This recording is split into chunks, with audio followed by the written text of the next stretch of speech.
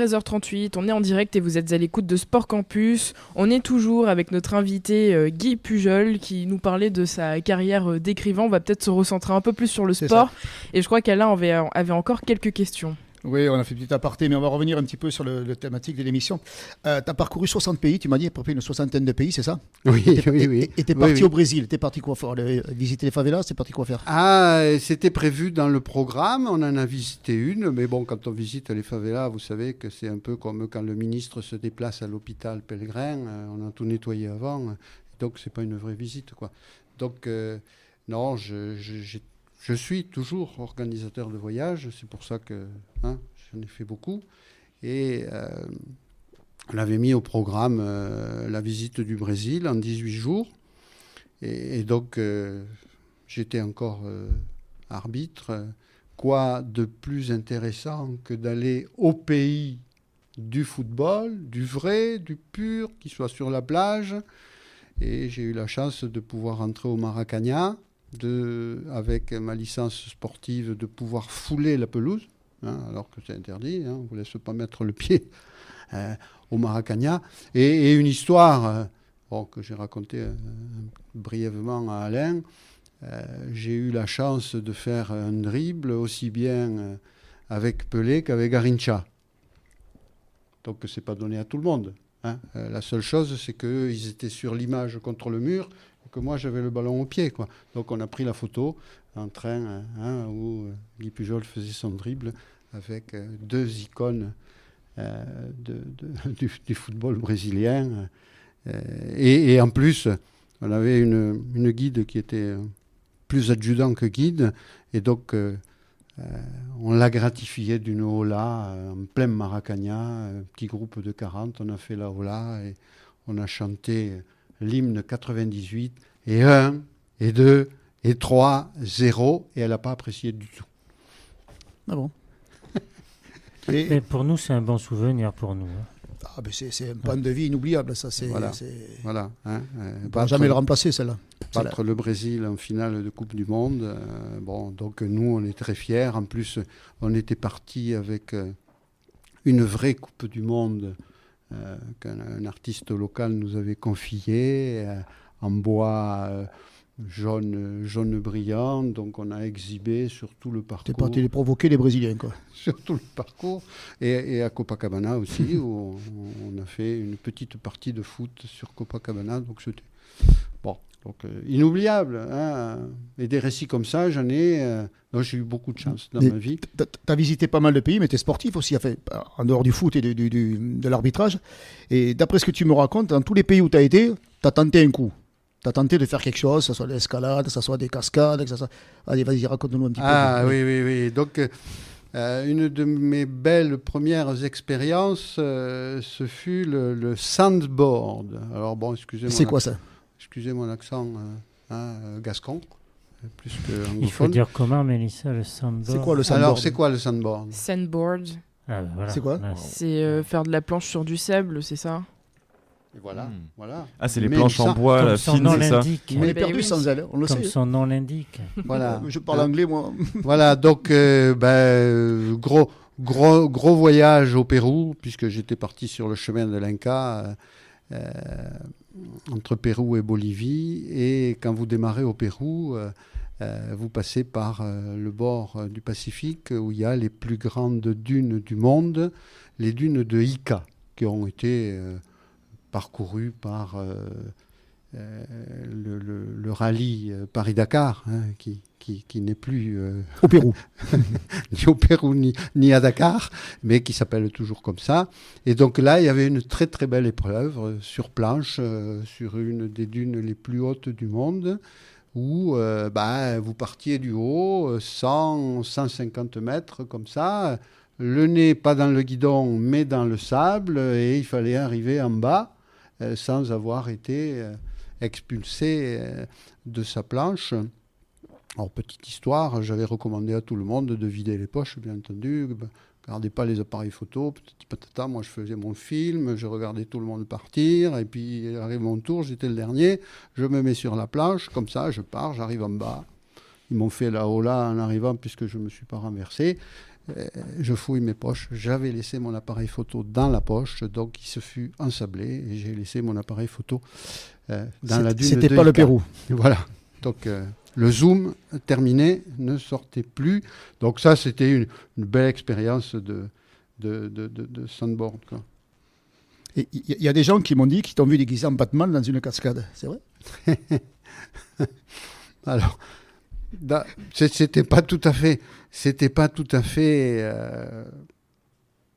Batman, mais bon, cette cascade-là, j'étais sur une croisière sur le Danube, magnifique croisière sur le Danube, et un jour, on avait une demi-journée de libre et il y avait une grande forteresse, la forteresse de Schlossberg, comme je dis, le Mont Ségur Qatar à la française, puisqu'elle date à peu près du même âge, 11e siècle, 11-12e siècle.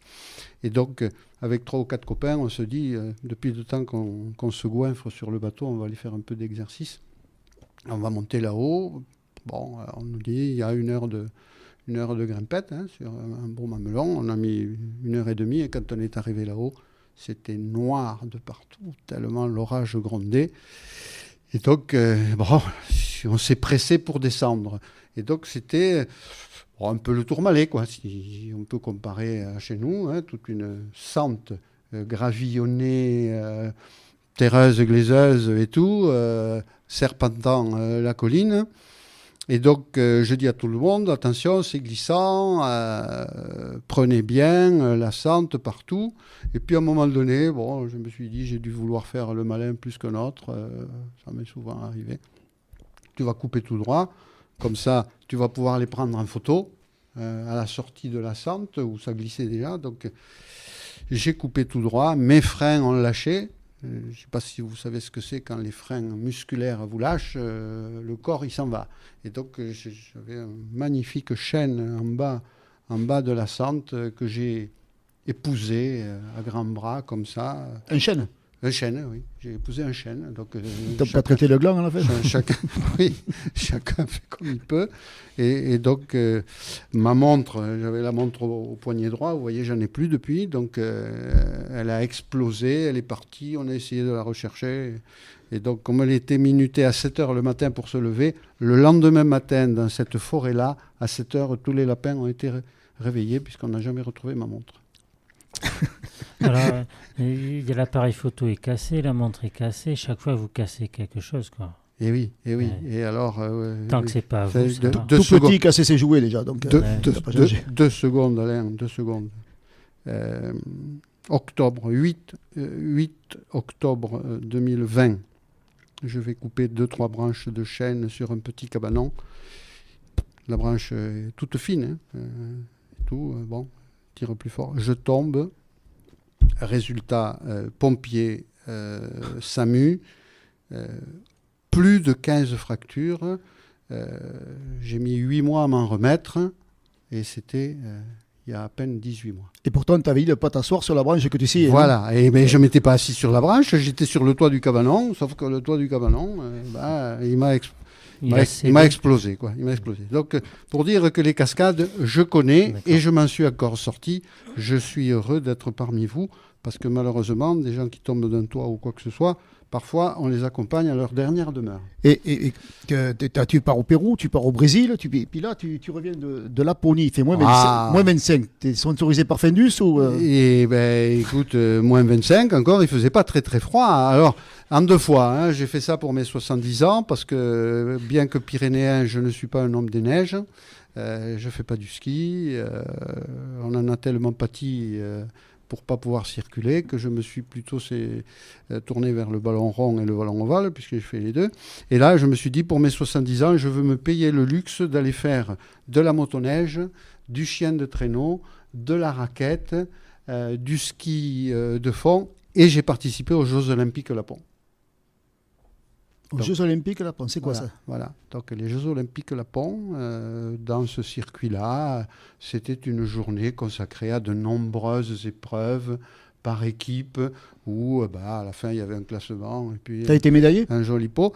Non, parce que j'avais quand même 70 ans, et que faire les Jeux Olympiques à 70 ans, il ne faut pas vouloir ressortir avec la médaille d'or. il y avait plein de jeunes. Et donc j'ai appris comment on pouvait faire du feu sans des allumettes, par moins 25, en coupant des petites bûchettes de bouleau, avec un couteau spécial, en pelant l'écorce du bouleau, un petit peu comme quand vous raclez le beurre le matin pour le mettre sur votre tartine. Hein, et après, avec 2 bois spéciaux, comment en frottant un bois tendre contre un bois dur contre un bois tendre, à force, on arrive à faire une toute petite étincelle qui enflamme le lichen. Puisque la Laponie, c'est le lichen étant la nourriture des rennes, c'est leur herbe à eux. Et donc, on a mis plus de 20 minutes à faire jaillir le feu pour allumer. Et il paraîtrait que c'est ce que va nous proposer Macron pour se passer du gaz russe, non? C'est pas ça? Ça coûte moins cher, sauf que ça s'enflamme pas aussi vite.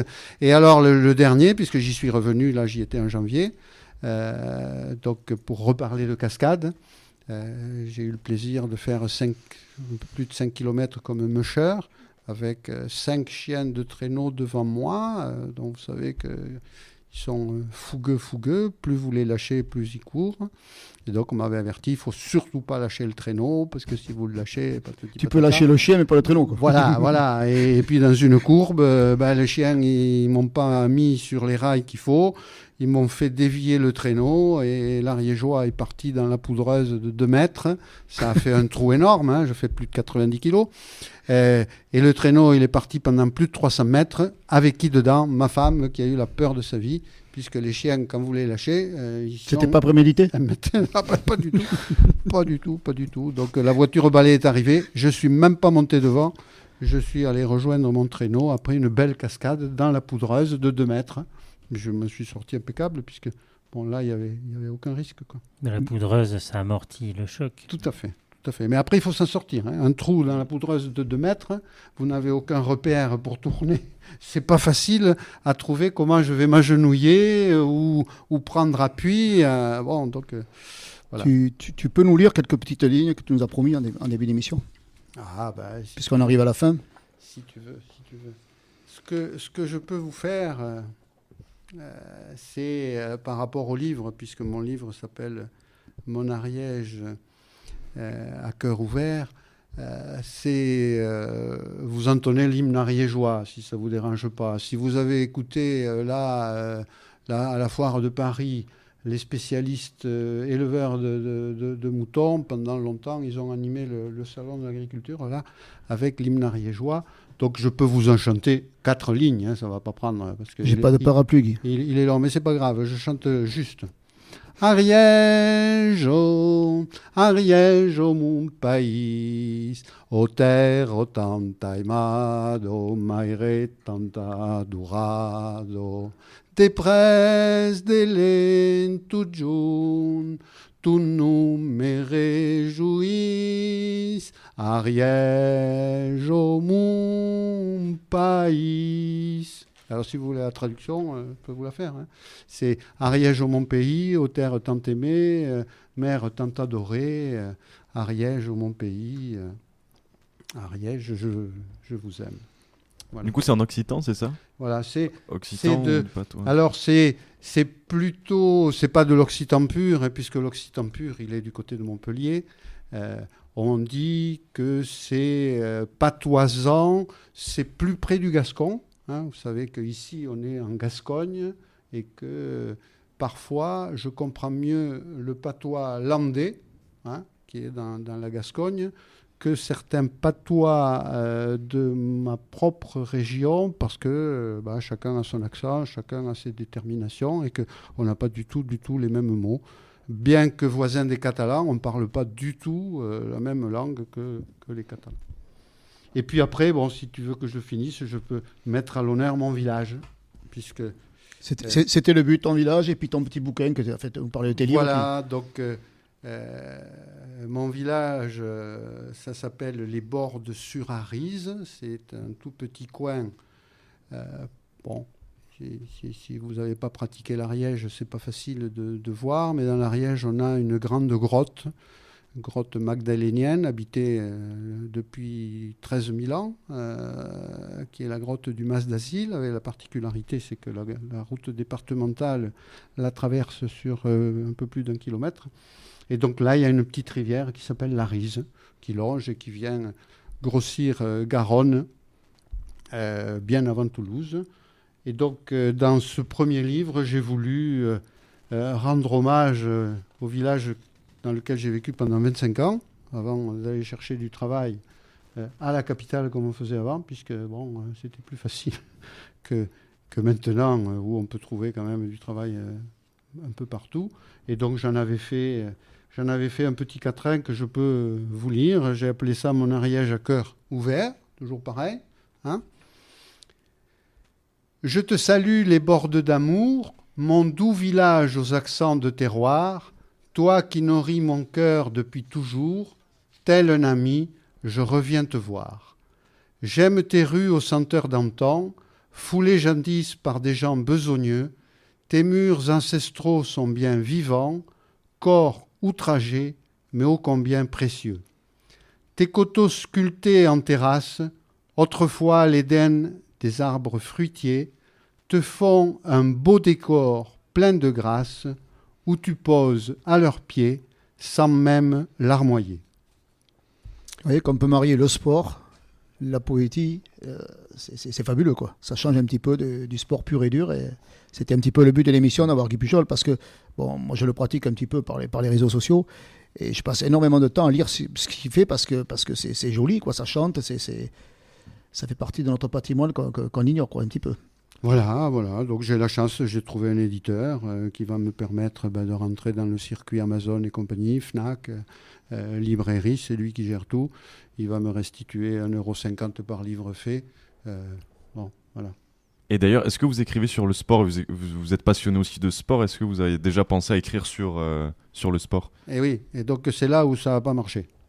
Hein, puisque en fait, quand j'ai voulu être chroniqueur sportif, ça porte bien son nom, j'ai dit, moi, je ne suis pas là pour aller décrire la minute, le but, ceci. Donc, j'ai voulu parler de Montaigne quand le match passait à la Brède, Montesquieu, pardon. J'ai voulu parler dans ces descriptions de match en donnant le descriptif, mais versifié. Donc de l'attaquant, du défenseur, du but et tout, mais en le logeant dans son environnement. Quand on va à la Brède, pour moi, c'est plus important de parler de Montesquieu que du match gagné. Alors que pour le sportif, Montesquieu, il ne savait même pas s'il avait existé. Donc j'ai voulu faire ça. Le président d'Aroman était enchanté. Il m'achète. Président d'Aroman, qui est le président du FC Werlac, parce que tout le monde ne le sait pas. C'est le plus grand club dans la région, au nombre de licenciés. Voilà, plus grand club d'Aquitaine, de la Nouvelle-Aquitaine. Que j'espère bien faire venir un jour au micro. Là. Eh bien, dépêche-toi, parce qu'il a annoncé le jour de la Saint-Valentin qu'il ne reconduirait pas son mandat à la prochaine Assemblée Générale de juin, après plus de 20 ans passé, et qu'il a mon âge, que lui aussi... Oui, mais il a annoncé ça, il y avait sa femme à côté, la Saint-Valentin, il ne faut pas trop y croire. Oui, mais je t'assure que sa femme a beaucoup de poids et qu'elle tient absolument à ce qu'il prenne soin de lui, parce que lui aussi, il a eu ses tuyaux qui ont un peu mal fonctionné, il a besoin de... Très grand président, M. Darroman. Oui, un homme charmant, ouais. et donc qui était venu me chercher pour que j'apporte ma plume dans un environnement footballistique, en pensant qu'on allait passer une excellente saison ensemble. Et puis, au bout de 2 mois, je lui ai dit, non, écoute, on ne peut pas continuer comme ça, parce qu'ils ne comprennent pas ce que j'écris, donc moi, je ne viens pas pour ça. Et puis ça tombait bien avec toi. Alors là, c'est les écureuils, c'est un petit peu la campagne. Voilà, ça. C'était super. Donc en matière de chronique sportive, non, on ne peut pas tout mélanger. Non, c'est très formaté. Les gens attendent autre chose. Voilà. On est journaliste à Sud-Ouest. J'avais donné un coup de main au Midol, parce que tu as connu le Midi Olympique, puisque moi j'étais d'Occitanie. Mais c'était pareil.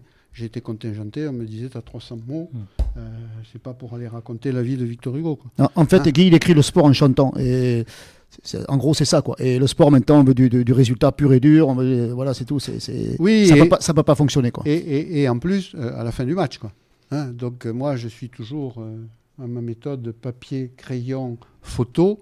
Alors qu'aujourd'hui, partout, le match est à peine fini. Parfois même le journaliste quitte un peu avant. 20 minutes après, il est en direct. Hein, bon, vous en connaissez, quoi. 20 minutes après, vous avez le truc. Donc vous arrivez avec un article structuré qui raconte comment s'est passé le match 48 heures après, alors que les gens ils disent ce qui m'intéresse c'est de savoir ce qui va se passer dimanche prochain, quoi. Bon, donc non, je maintiens pas ça. On arrive bientôt au terme de cette émission. Peut-être une dernière question pour vous, Guy, qui avez eu une vie riche, dense et pleine d'expérience. Est-ce que vous avez un conseil pour les plus jeunes ? Le conseil que j'ai, c'est le conseil que j'ai essayé de m'appliquer, puisque j'ai eu moi aussi une vie trépidante dans ma jeunesse, on va dire irrespectueuse, bien différente de celle d'aujourd'hui.